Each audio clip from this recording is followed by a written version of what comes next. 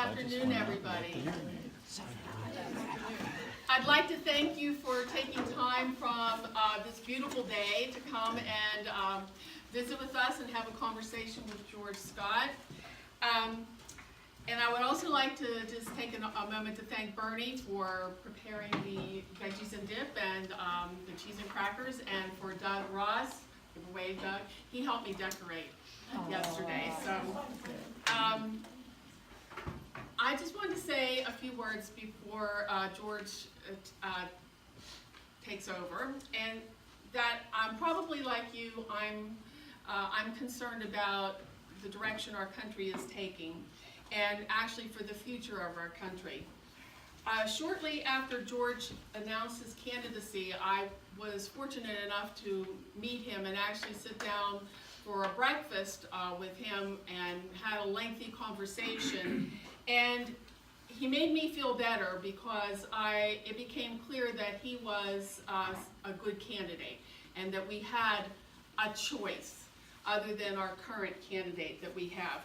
It became clear to me too that he cares about our community and will respond to our concerns and our needs, and he will have the same values that I have, and probably that you have, as opposed to some of the concern or the values that our current representative has. I think that George's military background and his service as a pastor make him a very strong candidate, and probably the strongest candidate to challenge our current representative. He is a good and honorable man, and I believe he will do the right thing for the families of the 10th District. We need someone like George Scott to help keep the Trump administration accountable. And I'd like you to help me welcome George today.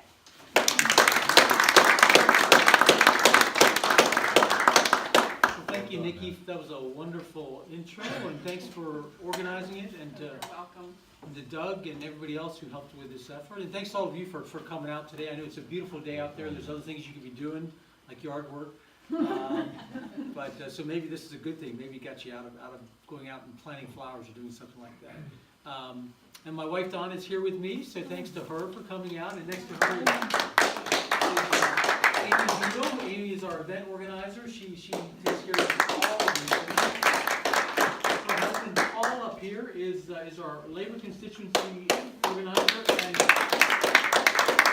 he works with Amy, and whatever Amy does, whatever she tells me to do. He does. Yeah.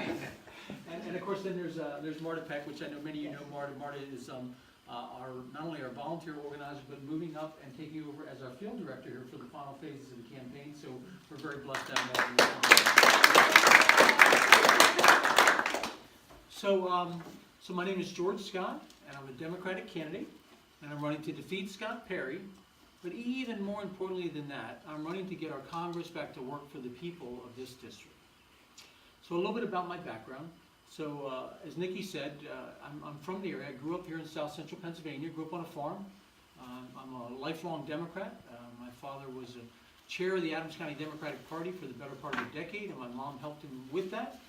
And my sister was a delegate to the Democratic National Convention, so we've got deep roots as Democrats, both within the party and within the area. After graduating from public high school, I went to college at Georgetown University down in Washington, D.C., and upon graduation from there was commissioned as a second lieutenant in the United States Army, and thought I'd serve 4 years, but I ended up doing 20 because it was such a wonderful calling, and it was a real honor for me to serve those 20 years, and I got to serve all over the world, both here in the U.S. and 4 years in the Middle East and a year in Korea. But I think the greatest part of that was having the opportunity to work with men and women from across our nation. Do we have any other veterans in here today? Anybody served? Thank you, sir. Navy? And what years? Oh, 61 to 62. 61, 62, Yeah. thank you. We still had sailboats. Yeah. My father actually was in the Army for 31 years, believe it or not. He started with horse-drawn artillery. Oh. So, yeah. But what you see in the military is you bring people together from across our nation. Different races, different religious backgrounds, different genders, different political views, and you learn how to come together and work on a common shared mission and to get things done. And that is clearly absent from our government, particularly our Congress today. And so that, along with the importance of integrity and the value of human life, were some of the main things that I took away from 20 years of service. And so I was retired as Lieutenant Colonel after I finished battalion command, but I didn't want to finish serving, so I took the uniform off, lived and worked for a couple of years in Northern Virginia, working in both the federal government and the private sector, and then was called into ministry. And so I returned home in 2009, and I've spent the last 9 years in ministry, and I'm currently an ordained Lutheran pastor. And what ministry has taught me is the absolute importance of compassion, because I get to hear from folks the challenges that they're facing in their day-to-day lives. And you would think those would be only spiritual challenges, but more often than not, they're challenges that deal with other things, sometimes family relationships, but sometimes it's about how they're going to pay their bills at the end of the month, or whether or not they're going to be able to get the health care they need when they or a family member becomes sick or injured, or whether or not their kids are going to get the education they need in our school system, or whether or not their kids are going to come home safely from school at all. And so it's really given me a deep appreciation for the people of this district. And what I will tell you is this district, and I knew this already from growing up here, this district's filled with good, decent, hardworking people. And they really, all they want is they want the same thing from their elected leaders. And we're not getting that from our congressional representative today, and that's really what they want. And so that kind of leads me to my question that I like to ask groups, which is, how many of you are happy with the way that our Congress is running today? Still waiting on someone to raise their hand. And no one's ever raised their hand on that. No one's ever raised their hand. So I guess a little more narrow question. How many of you are happy with the way that your current representative, Representative Perry, is doing? How many of you are pleased with that? I have had one or two folks raise their hand on that, but by and large, that's not one that gets raised on. So how many of you feel that increasingly Washington, D.C. is out of touch and kind of off the rails? Right. So all of us recognize that, right? And so that's really the core of the motivation for me to run, is because I want to go to Washington, D.C. and help to get our government back to work for the people of this district. And so last May, I filed with the Federal Elections Commission to be a candidate in what was in the 4th District, running to defeat Scott Perry. And I've been organizing and we've been campaigning ever since then. And a lot of that time has been spent meeting with groups of people just like you, introducing myself to groups, and then even more importantly, hearing from you through your questions and comments about the issues and the concerns that you have. And that's vital, because in order to be an effective representative, I need to understand what is on the mind of the voters. So from those conversations, we have focused on 3 key issues for this campaign. And these are by no means the only issues, but these are ones that either directly or indirectly affect the life of every voter in the district. And those 3 issues are healthcare, jobs, and education. Okay, so let's start with healthcare. And I know I've already had a conversation with at least one of you about healthcare, but we as a nation pay far more for healthcare than any other nation in the world on a per person basis, and yet our healthcare outcomes are nowhere near the best. They're usually down somewhere in the 30s. And the issue is not that we have poor doctors and nurses, not that we have poor medical technology or poor facilities. We're doing well in all 3 of those things. It's that the system, as we were talking about earlier, is not set up to deliver affordable and accessible health care on a consistent basis. And Obamacare, or the Affordable Care Act, was a step in the right direction, but we have to go further than that. And so my pledge to you is that once I'm elected, I will work tirelessly for you to ensure that we have affordable and accessible health care for all Americans. So that's issue number 1. Issue number 2 is jobs. A lot of folks, particularly Republicans, will point to the low unemployment rate and say, see, everything is going well with the economy. But what I see on a day-to-day basis is that people are working harder than ever and struggling, because too many of them are working in jobs that are either at minimum wage or slightly above, $10 and below.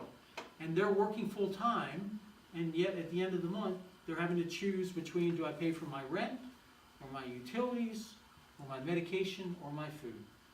In a nation as rich as ours, no one who's working full-time should have to be faced with that choice. So we have to create good jobs, jobs that pay living wages, which includes not just raising the minimum wage, but also creating the kind of jobs that will pay decent wages. And you can do that through a bunch of ways, and I hope you'll ask me later on my thoughts on some of the ways to do that. And also then we need to make sure that we have programs that are providing trained, skilled workers to fill those jobs. And again, we can do that in a variety of ways. And that should occur through both public and private investment. So that's pledge number 2, is to work to create good, rewarding jobs that pay living wages and skilled workers to fill those jobs. Third issue is education. I believe in our nation, the public school system is the pathway to freedom, and it's the foundation for our democracy. And the weaker our public school system gets, the worse off we are as a nation. And I will tell you from talking with teachers and administrators that they feel increasingly beleaguered and increasingly overwhelmed by the situation that they're facing. They feel like they're set up for failure. And it's not because they're not trying. They're working as hard as they can, but the game seems to be going against them. And that starts right at the top. So right now we have Betsy DeVos down there in Washington, D.C., and she seems to think that the primary mission of the Department of Education is to do away with public education, which of course runs completely counter to the way our government has run for, gosh, over 100 years, right? So my commitment is to safe and high-quality public schools, and for the federal government to get involved in that, and then also to take on this issue of student debt, because if you're not aware of it, students that graduate college and graduate school today are crippled by the amount of debt they carry, and that drags down not only their lives individually, it drags down our economy. Now, those are by no means the only issues that we face. We'd love to be asked and talk about the environment or gun violence or other issues, but I think if we can make progress on those 3 core issues, we can eliminate a lot of the insecurity and fear that people face in their day-to-day lives and allow us as a nation and as a community to move forward together. Because that's really what I'm all about. I want to restore integrity to our political process, to promote policies that will serve all the people, and to move us forward together as a community and as a nation. Now, I said at the very beginning that I'm running to defeat Scott Perry, okay, and to get Congress back to work for you. And I believed, even when it was the 4th District, that I could do that. But I can't do it alone. So in order to do this, I need your help. At a bare minimum, I need your vote. But that's the minimum, okay? And I really need you to do more than the minimum. I need you to also spread the word, and I need you to support the campaign in a variety of ways. And Paul's going to talk to you in just a minute about how you can do that. But again, if the issue here is we really want to win, you're going to have a choice in the primary. There's 4 candidates running in the Democratic primary. I will tell you that all the candidates are good people. I like all 3 of the other candidates. But what you have to do is you have to say to yourself, which one of these candidates can defeat Scott Perry head-to-head in November? And I respectfully submit to you that I'm the one that can do that, and I'm the one that will do that with your help. So the question for you is, are you ready? Are you ready for change? Yes. Are you ready for a leader who will serve you with integrity and compassion? Absolutely. Yeah. Are you ready for a leader who will put principle above partisanship and solutions above rhetoric? If you're ready for all that, then I'm your candidate, and this is your call to action. My name is George Scott. I'm running for Congress in the 10th District, and I hope that I will get your vote and your support come May 15th. Thank you for your time.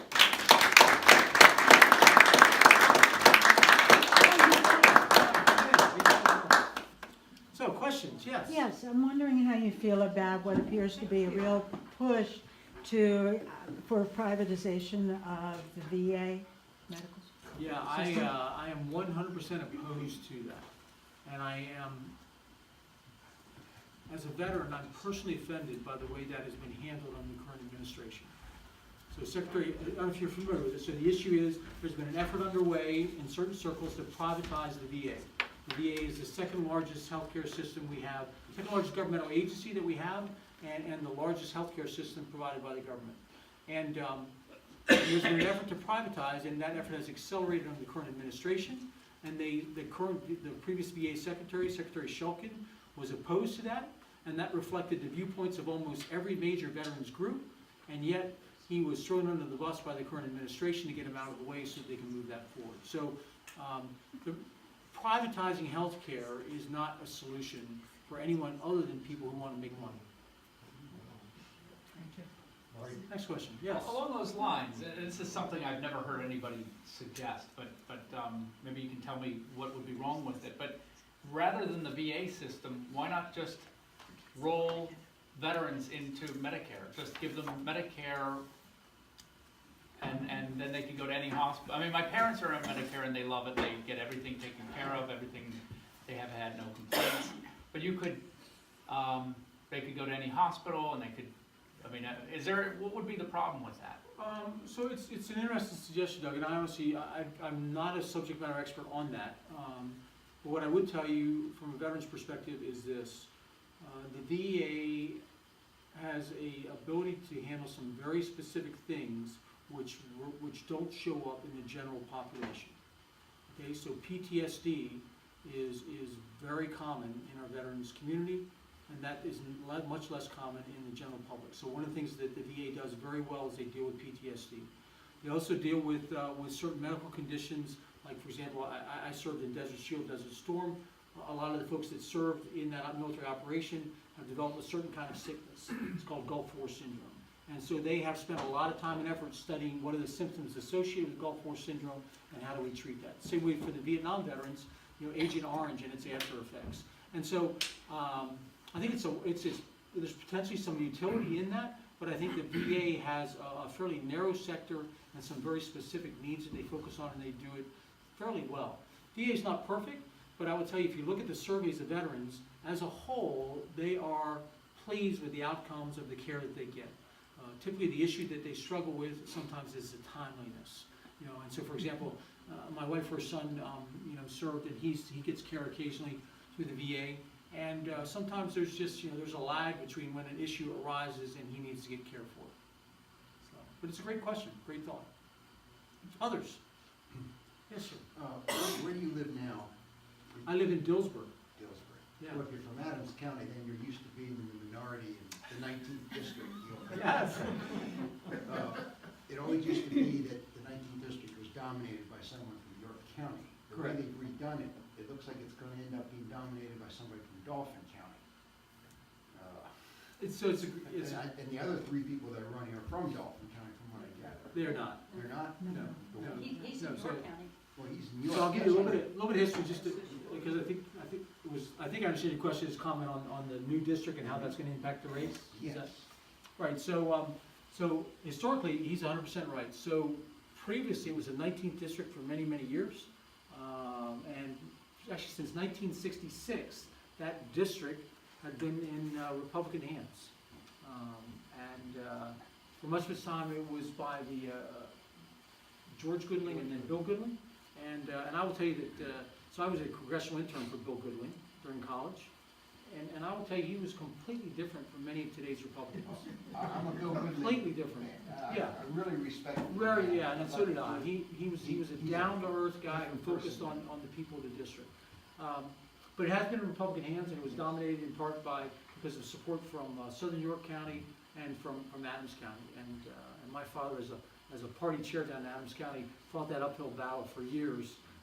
And I used to ask him, why are you doing this? Now here I am doing the same thing. But yeah, you're right. Under the old district, it was traditionally York was predominant. It had over 60% of the votes. And so wherever York went was how the district went. The new district is not that way. So none of those three counties, Dauphin in its entirety, most of York, and most of Cumberland. None of those counties have the majority of the vote. The preponderance of the vote is in Dauphin County, but it's somewhere around, I think, 41%. So no single county can determine the outcome. Having said that, there are 4 candidates. None of them are from Dauphin County. There are 2 from Cumberland and 2 from York. And so I think it's going to be an interesting race to see how it turns out, because it's unlike anything we've had before. Yeah. Good question. Other questions? Hi, guys. Another member of my team back there, Mr. Lou Rivera, and his husband, Rick. Yeah. So thanks for coming in, guys. So other questions for me? Are the Democrats going to have a total candidates meet and greet I mean, We've already had 4, and I think there's at least 4 more going on. all the candidates are together? Yeah, oh yeah, Can you yeah. give a list of where that's gonna be? We sure can. It's, all of our upcoming events are on our events page on Facebook. But yeah, we can probably get that and send that out to folks on the sign-up list for upcoming events. I know the next one coming up is the York County Young Dems are having a debate on the 26th. I think starting at 6 or 6:30. 6 o'clock at Market View Arts, in. First block of West Philadelphia Street, Yeah. downtown New York. In York. I'll warn you Right by though, the Capitol. No, it's in York, it's right Right by by, the Capitol by the, Theater. no, it's near the Mark. Yes, Yeah, by yes, the by the theater, Capitol yes, Theater. the train capital, Across yes, the it's street. right across from the farmer's market. I'll warn you in advance though, they're gonna be not only a debate amongst all the congressional candidates, but all the lieutenant governor candidates and all the other candidates. It's gonna be a long night, so if you come there, bring a cushion for your chair or whatever, so. 6 to 9. 6 to 9, yeah, yeah, so. It's this Thursday at Market View Arts, 37 West Philadelphia Street in York. Mickey, I think you can register through Eventbrite. Yes, Right. there Yes, is, you yeah, have to give us- register. There's no And charge it's for free, the ticket. it's free. Other questions? Yes, sir. I'll just go back to the VA issue. You know, one of the large reasons that we support Medicare, the concept of Medicare and so forth, is it has very, very low administrative costs associated to it. Correct. I don't know what the VA administrative costs are associated versus public sector healthcare. Mhm. Is there an argument to be made as to why we should keep the VA because of its cost structure? Or is it more of a moral issue? Well, I don't know what the cost structure is for the VA. I do know that Medicare tends to run somewhere between 3 to 5% of the total costs are spent on administrative, whereas commercial healthcare tends to be 15 to 20%. I don't know where VA falls in that spectrum. I've got to believe it's closer to Medicare than it is to private.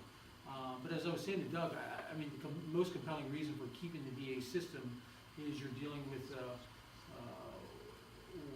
group of folks who have some very unusual and specific medical needs that I think would not necessarily be well served in the Medicare system.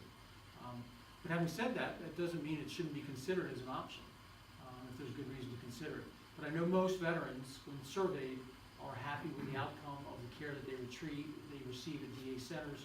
And people I've known over the years who've worked in the VA system have been completely committed to that mission that they've got. They're really dedicated folks in the VA system.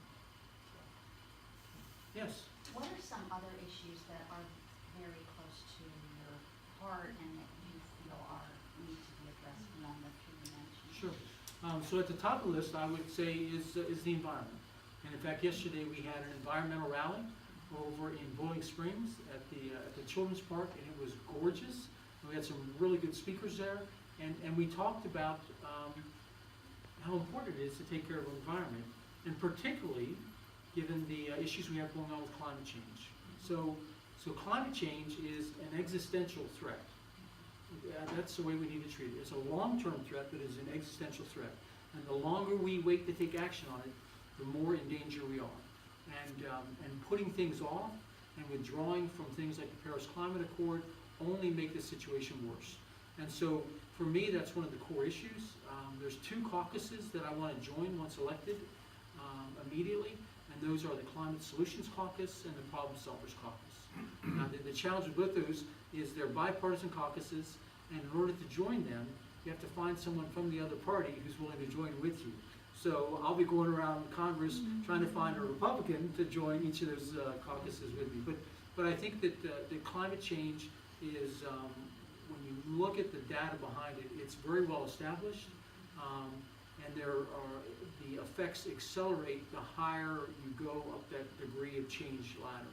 And if you get much beyond 2 degrees centigrade, it starts to become potentially catastrophic. So for me, I look not only at our lives here and now, but the lives of our children and our grandchildren, and I think that our legacy is we've got to really take care of that. The other issue that is near and dear to me is the issue of gun violence. So I'm a veteran. I've spent a lot of time working with weapons over the years. Grew up in a community where everybody hunted practically. And I don't have a problem with the Second Amendment. I don't want to see the Second Amendment overturned. But I think just as there are reasonable restrictions on the First Amendment, there is space for some reasonable restrictions on the Second Amendment. So the classic example with the First Amendment is you can't go into a crowded movie theater and yell fire, right? You can't advocate with your public speech for things which will potentially cause injury or designed to cause injury to others. So for the Second Amendment, I think it's very similar. And we've got, I don't like using the words gun control. I like talking about gun violence. We've got a gun violence problem. It's a public safety issue. And so we need to treat it in a holistic manner. That means we need to understand what's causing it. And one of the best ways to do that is fund the Centers for Disease Control to study the problem.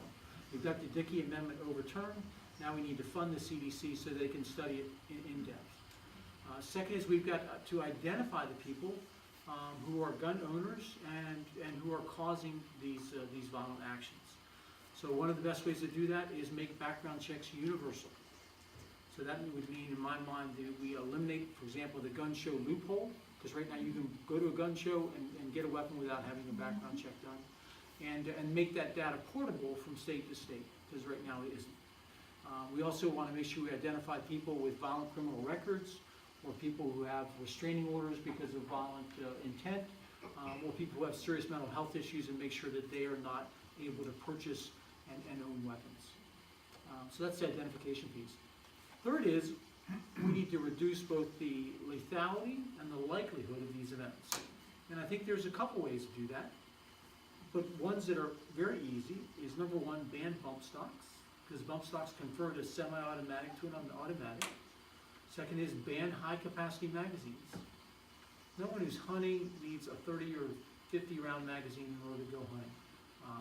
Third is we need to severely restrict assault weapons. Okay?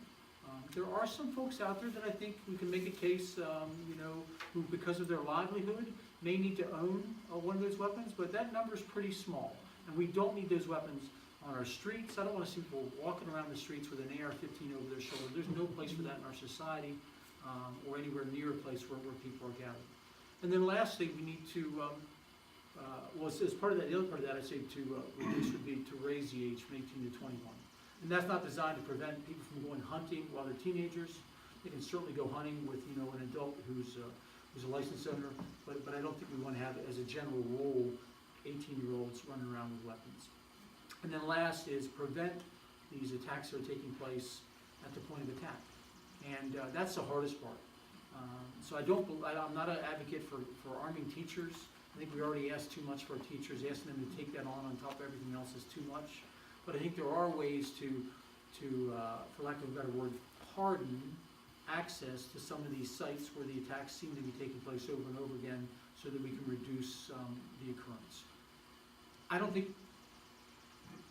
hope and pray that we can completely eliminate the gun violence that we have, but I'm not sure we can get there.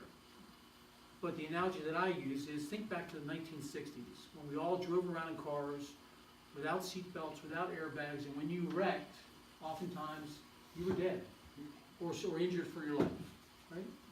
But we said, wait a second, Ralph Nader and others said, we can do better than this. So we got seat belts, we got airbags, we got crash tests, we controlled speeds, we improved roads, we did a series of things that have reduced traffic fatality rates slowly and steadily over the years, and I think we can do the same thing with gun violence.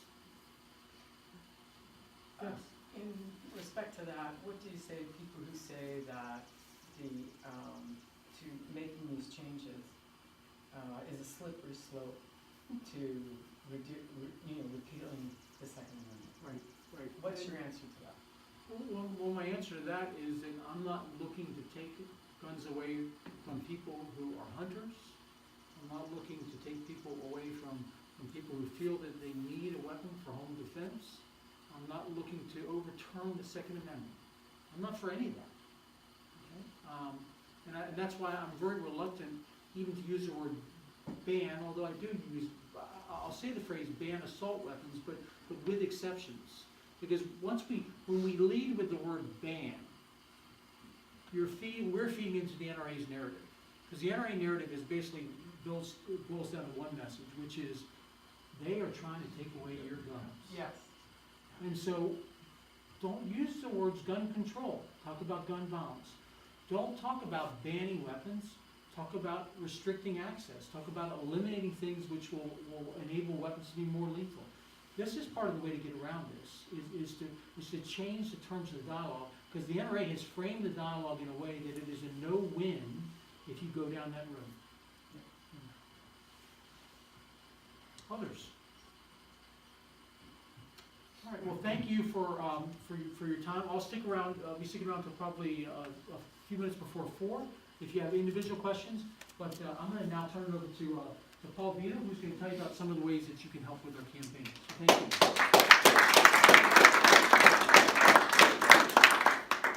Thank you, George. First of all, thank all of you for coming, and I would also like to thank Nikki and Bob and Doug and who else? Bernie, for putting together this gathering. It was wonderful, and it was a nice turnout, so thank you all for coming on such a wonderful day. Well, hopefully all of you are sitting there wondering how you can help George be successful in his campaign. I'm going to explain that to you. First of all, when you leave here, we need for you to tell your extended family, your friends, your networks, whatever that might be, about George's candidacy. And on May 15th, ask them to vote for George Scott for the Democratic candidate for the 10th Congressional District, number 1. Okay? Number 2, let me back up a bit. Running for a congressional seat, congressional 10th seat, is a very expensive proposition. If any of you can remember back 3 or 4 weeks ago, the election took place in Allegheny County between Rick Saccone, Republican, and Connor Lamb. You know, in a losing effort, Rick Saccone spent a little over $10 million, and Connor Lamb spent a little over $2 million. Certainly, we don't have $2 million to spend on this race. All of our contributions are from people like you, small donor donations. We have not taken any money from any kind of PACs or large corporations or anything like that. It's all come from small donor donations. What I would ask you to do is to go on to George's website. It's GeorgeScott4, the number 4 Congress.com. And on that website, you can find out more about George. And also, you can look on the website, and there are 3 tabs there: a donate tab, a subscribe tab, and a volunteer tab. The donate tab, it will take you to a site which can either make a one-time donation or a recurring donation. You can use a credit card. Today, at the conclusion of the event, if you would like to write a check for George, we'll certainly take a check. And we also have some donation forms and envelopes here. If you're not prepared to make a donation right now, you can take this form with you and mail it in. Okay? So that's the donation tab. The volunteer tab. We desperately need people to make phone calls, to canvass, and to take yard signs. And if you would like to host your own event, like Nikki did here today, all you have to do is hang around, talk to Amy back there, and she will help you set up your own event for George. And lastly, you can subscribe. You can find out where George is going to be. You can find out what events are happening, in the very near future. And if you'd like to come to some of the debates and listen to some of the other candidates along with George, you can go to those debates. And I think you said there are 4 left before the primary, George? I think so, at least 4, I think. So we would welcome all of you to come and listen to George and how he compares with the other candidates. And I think you will find that he is far away the best candidate to go against Scott Perry. So thank you for your time. We appreciate you taking time out of your personal schedule on a beautiful sunshiny day. And don't forget, May 15th, vote for George Scott. Thank you.